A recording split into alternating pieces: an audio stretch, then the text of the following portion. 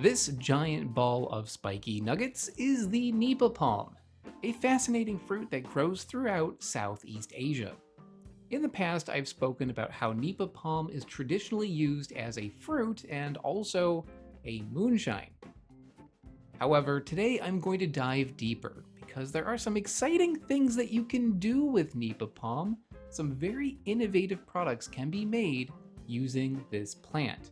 These products don't just taste good, but they also can be helpful for the environment, the economy, and potentially your health.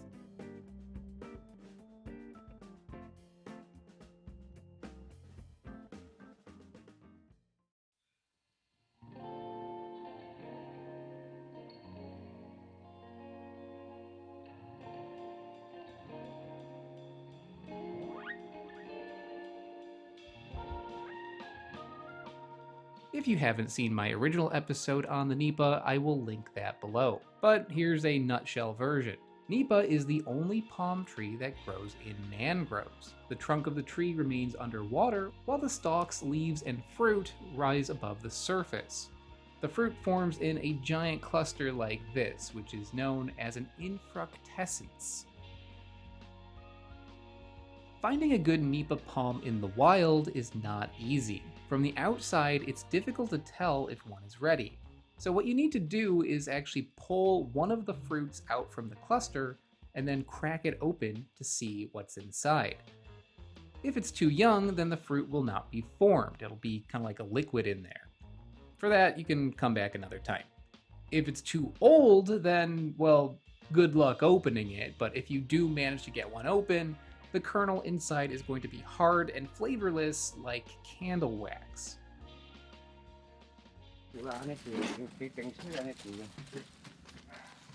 Go for one more.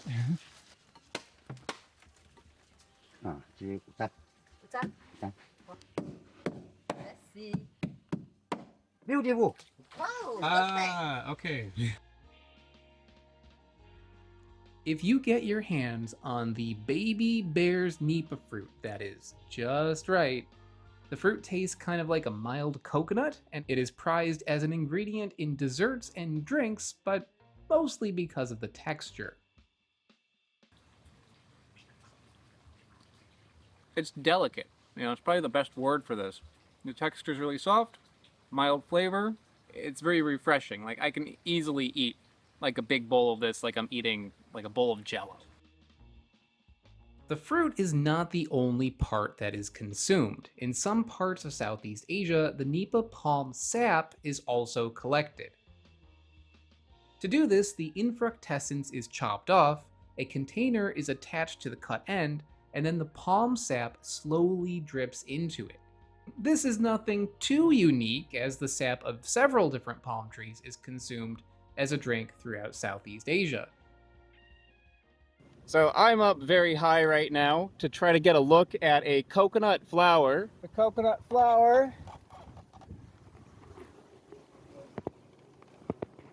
is right there. I'd give you a better look, but that would mean my death. So I'm going back down. So the coconut flower is cut and a sap exudes out of that and is collected in there. And that sap is then cooked down to make coconut palm sugar. So it's not tapped from the bark, it is coming directly out of the flowers. I've had a few different palm tree saps in the past, so why not? Let's take a moment to have a little palm sap comparison. Ooh. Well, that's interesting. It is sweet. It kind of tastes like coconut water, but there is like a little bit of a planty kind of flavor to it. Like a little floral, a little like hay. It's definitely sweeter than coconut water is.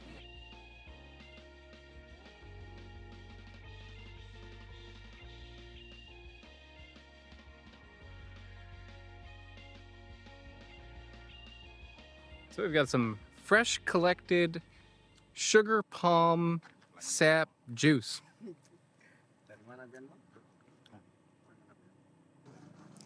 It tastes like sugar, like palm sugar. But it's got like a little bit like of a charred flavor, like smoky taste. It's a little sour too. They cook it. They cook it. Cook it half. When they cook it long time, for example, 4 hours, it's become brown sugar. Okay. They cook it only 2 hours. Open a big jar. So it's smoky. Flavor. Using firewood. Yeah. It's good. I like that it's got a little smoky taste to it.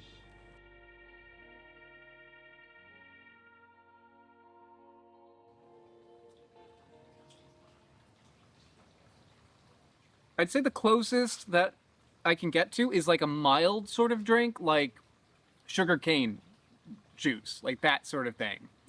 But what's in here that I find very strange is it's a little bit sulfuric. There's a little eggy taste to it. Because the Nipa palm grows in mangroves, it develops a very unique flavor that is not like any of the palm saps that I've had in the past. More often than not, the palm sap is also fermented to make palm wine. Palm wine is kind of like a local moonshine. People are making this for themselves or their neighbor, or maybe selling it in their community, just locally made. People will simply collect the sap of the palm trees that are in their area, and if you live in a Nipa palm growing area, then of course that is the palm wine that you're going to make. Alright, so now I think we are up to speed about the basics of Nipa palm and palm sap and palm wine. Well, now it is time to take things to a whole new level, and to do that, we're now going to go to Vietnam.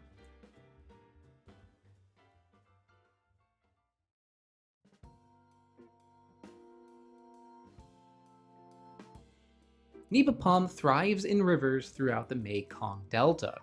And if you visit southern Vietnam, keep an eye out for mobile street vendors that will be selling this fruit as a chilled dessert with toppings on it, or mixed into drinks kind of like a bubble tea. I bought a drink from one of these vendors, and I was expecting that drink to be made out of Nipa palm sap. I was surprised to find out that although Nipa palm fruit is very popular in southern Vietnam, the sap is not traditionally used. It's something that they just don't really do there. So this is about 50 cents for a cup.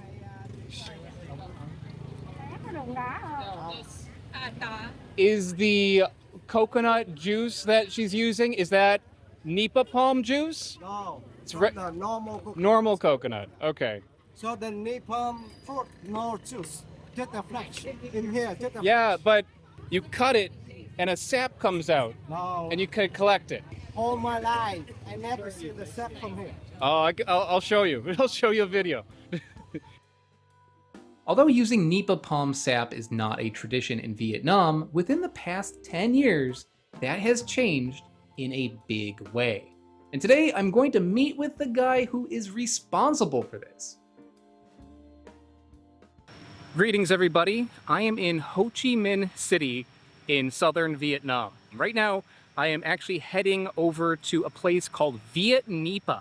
And Vietnipa is a company that specializes in Nipa palm products. So this company is doing something very exciting. They're taking something that is a very traditional, smaller production sort of thing, and they're trying to bring it into the light. They're trying to spread this around the country and make this something bigger. So I'm gonna go and I'm going to actually meet with the CEO of this company, and he's gonna tell me about it. So let's go.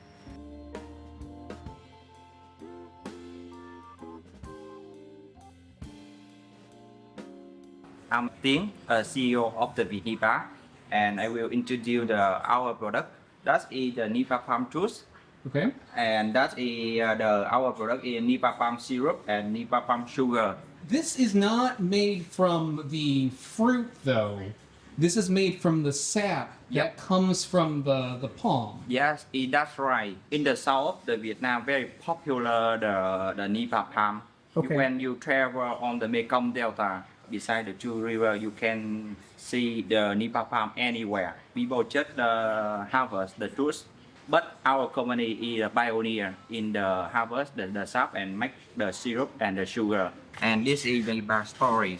In the south of the Vietnam, very popular the Nipa palm. Tien explained to me that he grew up in the Mekong Delta area. There, he saw that with urbanization, the mangroves that he grew up around were in danger. The plants and animals that depended on the mangroves for survival were slowly being diminished. He came up with an idea that would push back against this environmental problem and also give the land more value.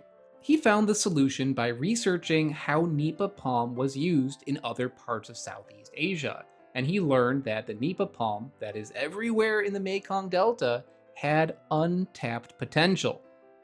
Literally. Tien mentioned to me that how Nypa palm is used in the Philippines was highly influential in this decision. In the Philippines, they know how to collect the sap from the Nipa palm and can become the syrup or sugar or another product. Oh, I see. Oh, that wow, that is innovation. We can apply that to the Nipa palm to increase the value. So I start up with the Nipa palm and Nipa palm sap. How old is your company? How long have you been around? We started around 5 years. And the response has been good? Yeah, it's good, and now it's developed, and now more and more people know my product. Oh, that's amazing. That's great.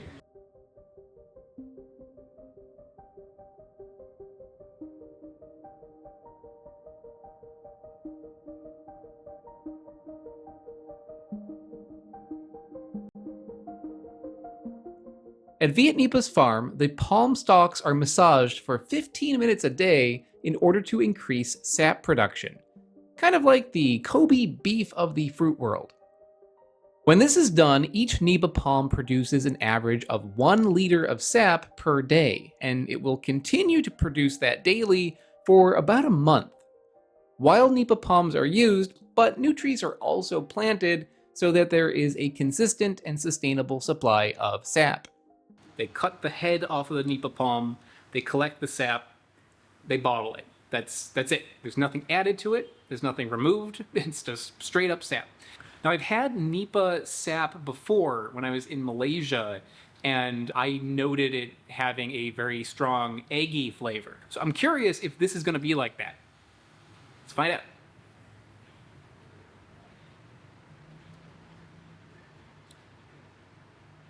No. A little bit. A little bit of a sulfuric taste, but not nearly as much. This tastes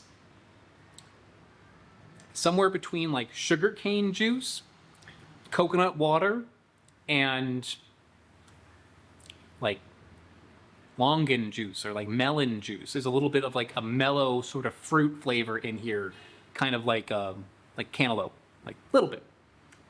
But it's very clean. It's very clean tasting. It definitely does not have the sulfuric intensity that I was getting before, which makes me think it might depend on where it's growing.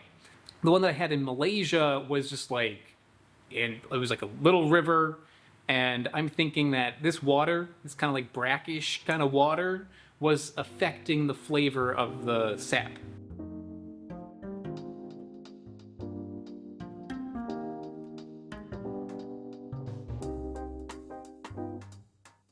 This is a rattan steamer, kind of, roaster, I guess, and this infuses the roastiness into the syrup.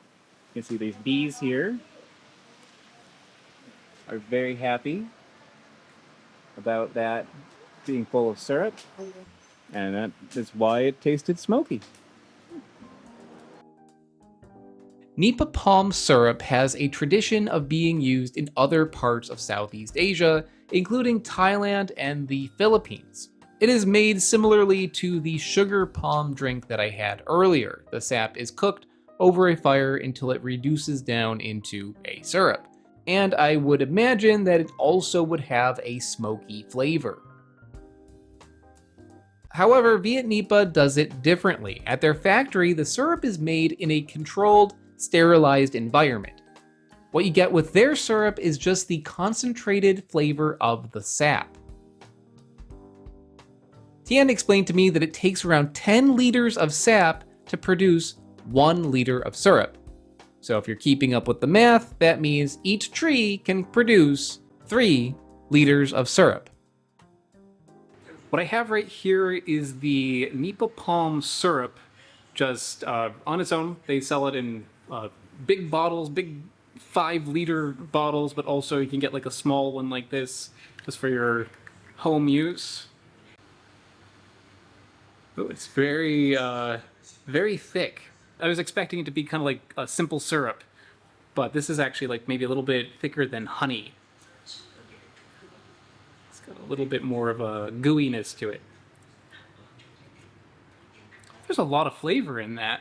All the nuanced flavors that are inside that sap are just like brought to the front of the line, which is a rare opportunity for me. I spent so much time like trying to pinpoint what something tastes like when it's like a light flavor. And it's like, this is it. This is what it tastes like. But now I'm trying to decide what those flavors are. It's almost like a little bit like a sweet potato sort of flavor. Maybe a little bit of like a sweet like bean or nut kind of flavor to it. It's maybe a little starchy tasting. You know, I would say like the sweetness of that is not pure sugar. It's like maybe like an 8 out of 10.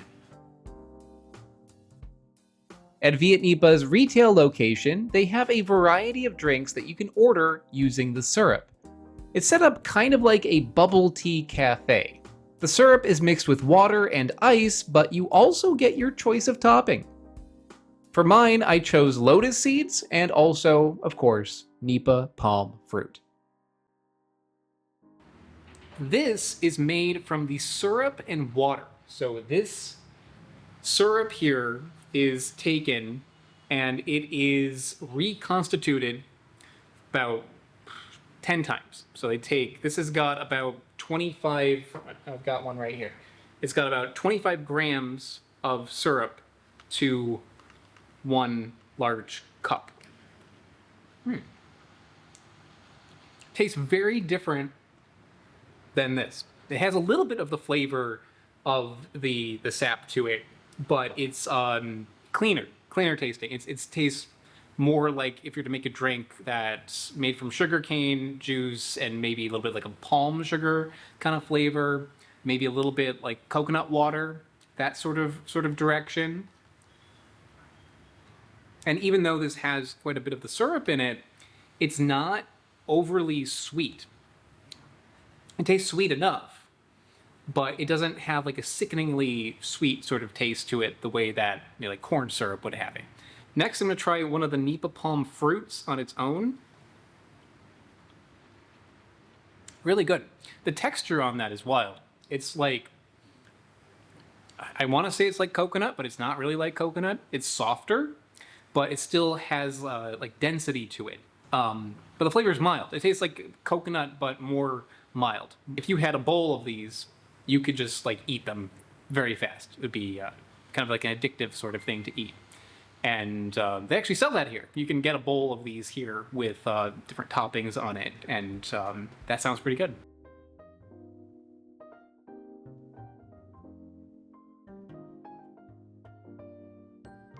In order to make Nipa palm sugar, the syrup is concentrated down further while the mixture is agitated. That way it doesn't just turn into a solid block. It takes around 15 liters of sap to create 1 liter of sugar. And I know that's a liquid measurement, but you know, use your imagination. If you're keeping track, that means that 1 Nipa palm tree can produce 2 liters of sugar.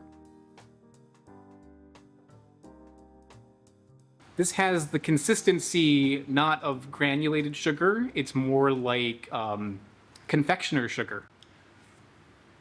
Ooh, that's sweet.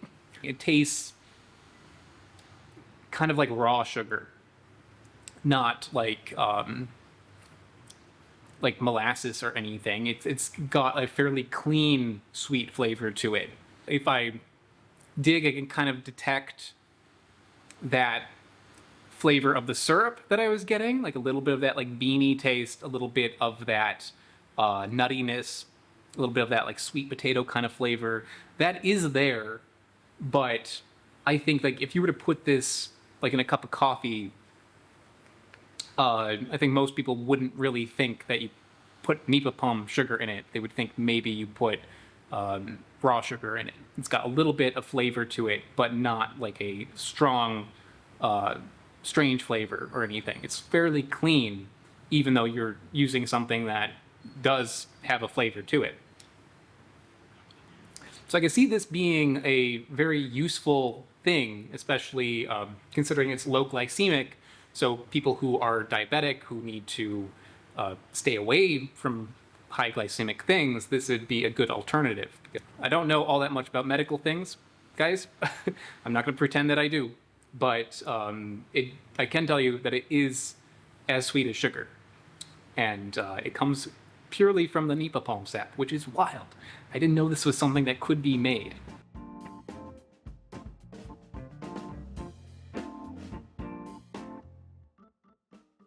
Now, I should point out that this episode is not sponsored by Vietnipa. I want to draw attention to this company because this is exactly the sort of thing that I get excited about.